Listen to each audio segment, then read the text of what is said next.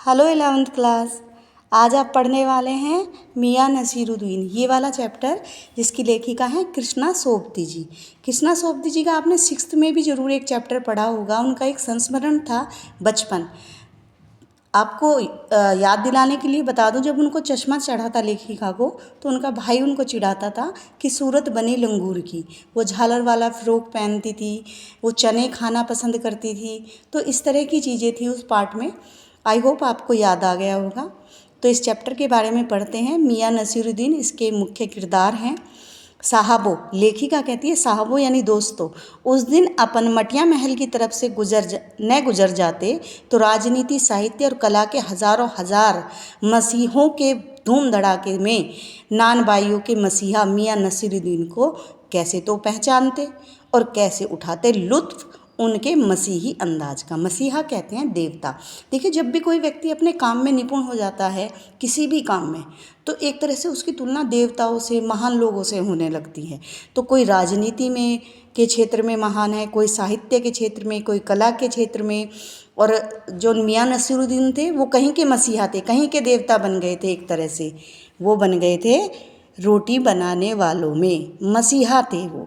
एक तरह से देवता का काम था, यानी महान बन गए थे अपने क्षेत्र में।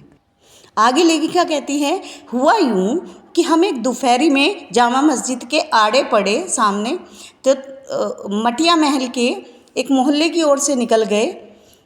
एक निहायत मामूली अंधेरी सी दुकान पर पटापट आटे का ढेर सानते, यानी आटा बनाते हुए देखा तो ठिठके, थोड़े से रुक गए वहीं पर। सोचा सिवैयों की तैयारी हो रही है, पर पूछने पर मालूम हुआ खानदानी नानबाई मियां नसीरुद्दीन की दुकान पर खड़े हैं। मियां मशहूर हैं 56 किस्म की रोटियां बनाने के लिए। अब देखिए कितने प्रकार की रोटियां बनाते थे। आपने ज़्यादा ज़्यादा 1 2 3 4 5 प्रकार की खाई होंगी। पराठे खाए होंगे, अलग अलग शेप के खाए होंगे पराठे। रोटियां खाई होंगी, रोटियां तो गोल ही खाई होंगी ज़रूर। हाँ, जो बच्चे नया नया बनाना सीखते हैं उन्होंने ज़रूर अलग अलग तरह के नक्शे बनाए होंगे। पूरियाँ बनाई होंगी, कचौड़ियाँ बनाई होंगी, लेकिन वो 56 प्रकार की रोटियाँ बनाना जानते थे। तो अपने आप में ही एक बड़ी बात है। उनकी अगर विशेषताएं लिखने के लिए आ जाए तो ये पहली विशेषता आप लिखिएगा, ठीक है।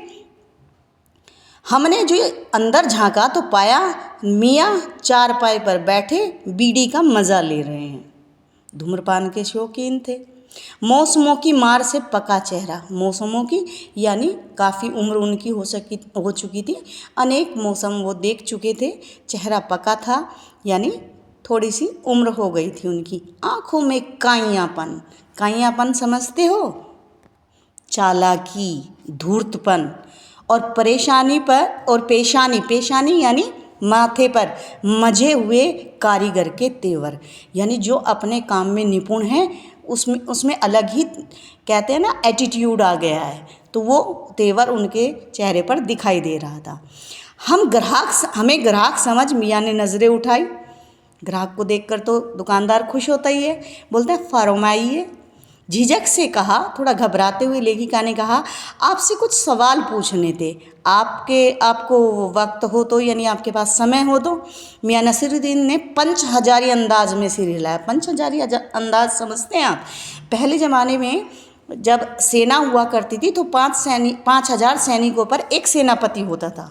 तो उस सेनापति की तरह उन्होंने सिर हिलाया और थोड़ा ही, वो मैं बगल रही हूँ कि एटीट्यूड में वो बोलते हैं, निकाल लेंगे वक्त थोड़ा, पर यह तो कहिए आपको पूछना क्या है।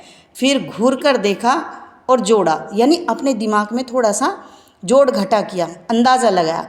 मियाँ कहीं अखबार नवीस तो नहीं हो? अखबार नवीस का अर्थ होता है बच्चों पत्रकार। तो आप पत्रकार नहीं तो नहीं हो? यह तो खोजियों की खुराफात है, पत्रकारों की खुराफात है। कहीं ना कहीं अपने लिए खबर ढूंढ ही लेते हैं। हम तो अखबार बनाने वाले और अखबार पढ़ने वाले दोनों को ही निकम्मा मानते हैं, ठीक है।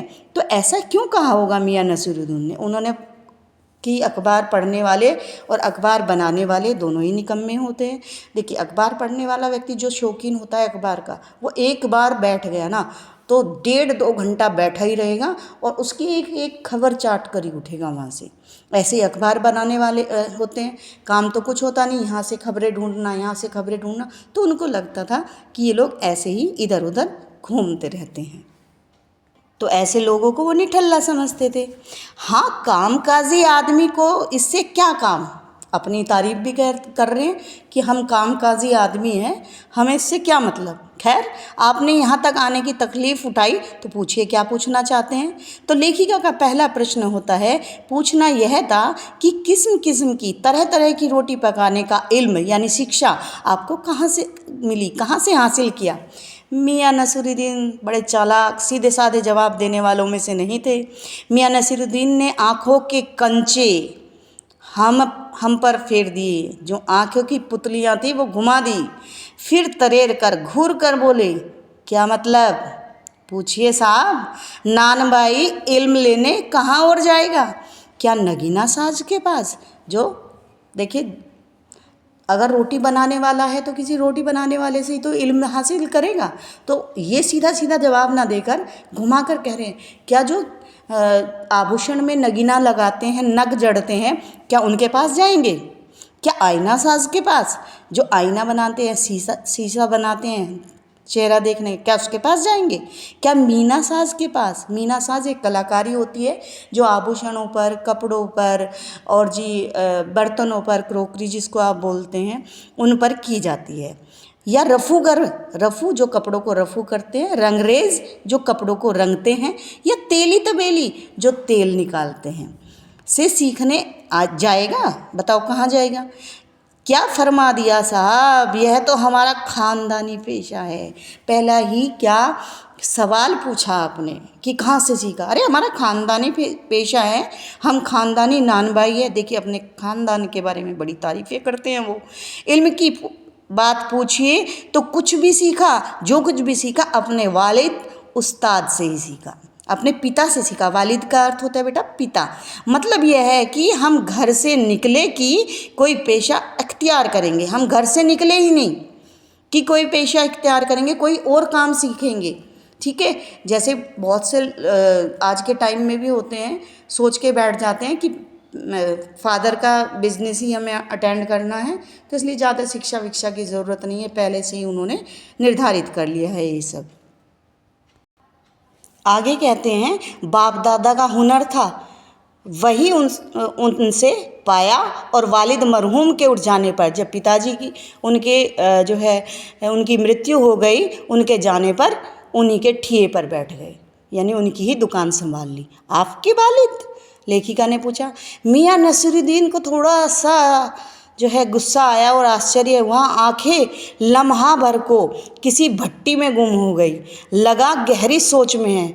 फिर सिर हिलाया, क्या आंखों के आगे चेहरा जिंदा जैसे हो गया हो, जैसे उनके पिता सामने आ गए हो। हाँ, हमने अपनी वालिद मशहूर से मियाँ बरकत अली शाही नानबाई गढ़ैया वाले के नाम से मशहूर थे हमारे वालिद यानी कि हमारे दादा साहिब थे आला नानबाई मियाँ कल्लन, दादा का नाम था कल्लन। तो अब उन्होंने अपने पूरे ख़ानदान की प्रशंसा शुरू कर दी। अब प्रशंसा में देखिएगा बेटा आगे क्या कह रहे हैं। आपको इन दोनों में की कोई नसीहत याद है, कोई ज्ञान दिया हो, शिक्षा दी हो, वो याद है।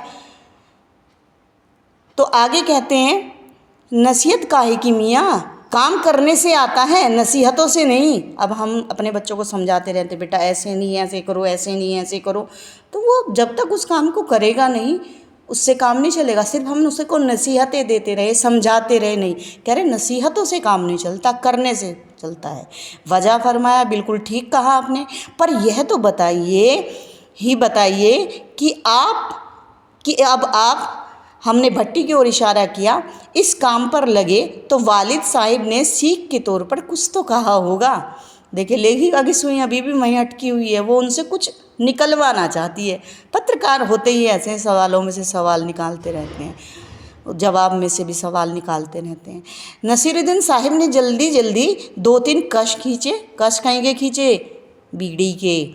फिर गला साफ किया और बड़े अंदाज से बोले, अगर आपको कुछ कहलवाना ही है तो बताए देते हैं। आप जानो, जब बच्चा उस्ताद के यहाँ पढ़ने बैठता है तो उस्ताद कहता है कह अलिफ। देखिए, जब उर्दू पढ़ने जाता है बच्चा तो ये उर्दू की वर्णमाला है। तो अब ये इससे ही साबित करना चाह रहे हैं कि कैसे एक बच्चा किसी काम में हुनरबंद होता है। अलिफ कहता है, बच्चा भी अलिफ कहेगा। कह बे तो बच्चा बे कहेगा। कह जीम तो जीम कहेगा। इस बीच उस्ताद जोर का एक सिर पर हाथ धरता है, जैसे उसको शाबाशी दे रहा हो, और शागिर्द चुपचाप परवान करता है। परवान करना यानी शिक्षा हासिल करते जाना, ऊपर बढ़ते जाना। ठीक है, फिर आगे कह रहे हैं, समझे साहिब, एक तो पढ़ाई ऐसी है और दूसरी बात बीच में छोड़ सामने से गुजरते हुए मीर साहिब को आवाज़ दे डाली, कहो भाई मीर साहिब, सुबह से आना हुआ पर क्यों? सुबह से आना नहीं हुआ पर क्यों? देखिए, बीच में आवाज़ क्यों लगाई मीर साहिब को? इंटरव्यू देते देते सामने से कोई गुजर रहा है, आवाज़ लगे, अपने आप को ये दिखाने के लिए कि मैं लोगों में कितना प्रसिद्ध हूँ, लोग मुझे कितना जानते हैं और मैं कितना व्यस्त हूँ। ठीक है, मियाँ अभी लौट आते हैं तो बताएंगे। जब आके बताते हैं, उसने कहा, आप दूसरी पढ़ाई की बाबत में कुछ कह रहे थे, लेखिका वहीं अटकी हुई है दूसरी बात पर। इस बार मियाँ नसीरुद्दीन ने यूँ सिर हिलाया कि सुकरात हो।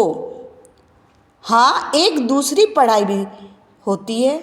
सुनिए, अब बच्चे को भेजा मदरसे में, ना कच्ची में बैठा, ना पक्की में बैठा, ना दूसरी में जा बैठा तीसरी में। देखिए, पढ़ने का तरीका एक ये है कि बच्चा वर्णमाला से सीखे, जो अभी अभी इन्होंने बताया है।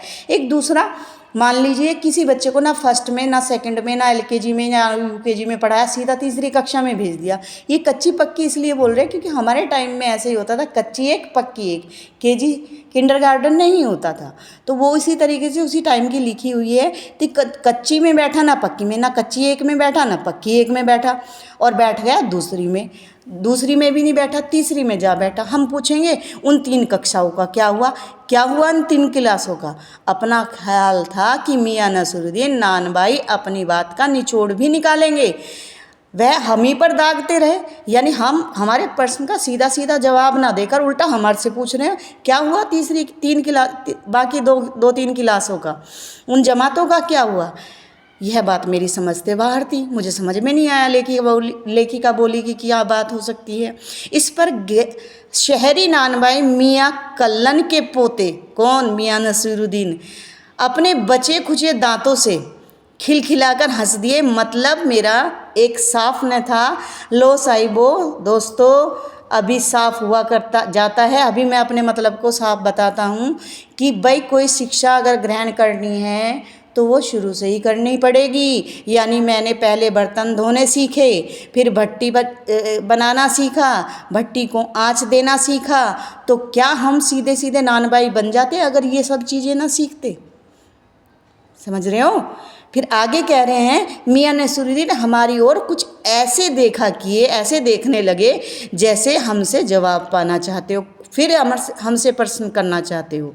बड़े ही मजे हुए अंदाज में कहा, मतलब साहिब यह है कि तालीम की भी बड़ी तालीम होती है। सिर हिलाया साहब, माना, लेखिका मान गई। यानी तालीम लेने की, शिक्षा लेने का भी एक तरीका होता है, शिक्षा लेने की भी एक शिक्षा होती है। शिक्षा लेनी है तो शुरू से लो, पहले छोटे छोटे काम करो। राज कपूर साहब कहते थे, बड़े हीरो थे, बड़े वाले, बहुत फेमस कलाकार रहे। वो कहते थे एक दिन निचले दर्जे से शुरू करोगे तो एक दिन अव्वल दर्जे तक पहुंचोगे। और अगर आप शॉर्टकट लेना चाहते हैं, आप चाहते हैं एक बार में ही आप सब काम सीख जाएं, ऐसा पॉसिबल नहीं है। तो ये था मेरा फर्स्ट पार्ट जो मैंने इस चैप्टर का बनाया। सेकंड पार्ट के लिए आप कल तक का वेट करिए। Thank you.